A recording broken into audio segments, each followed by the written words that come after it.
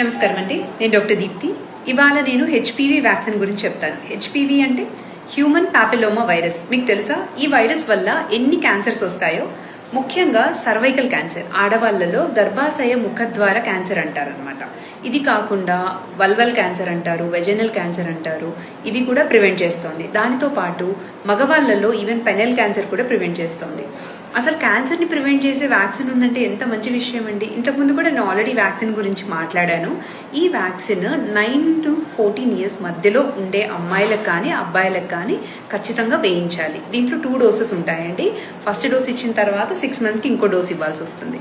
కానీ ఒకవేళ మీరు మిస్ చేశారనుకోండి, 15 years పైబడిన వాళ్ళకి డోసేజ్ కొంచెం వేరుగా ఉంటుందన్నమాట. 3 doses ఇస్తారు. అంటే సెక్షువల్ యాక్టివిటీ స్టార్ట్ అవ్వక ముందే ఈ వ్యాక్సిన్ తీసుకుంటే దాని ఎఫెక్టివ్నెస్ ఎక్కువగా ఉంటుంది. ఈ రోజే మీరు మీ డాక్టర్ని కలిసి ఈ వ్యాక్సిన్ మీరు వేసుకోవడానికి ఎలిజిబులా కాదా, ఎన్ని డోసెస్ వేసుకోవాలని కనుక్కొని ఈ వ్యాక్సిన్ తీసుకోండి. క్యాన్సర్ని ప్రివెంట్ చేయండి. Take care.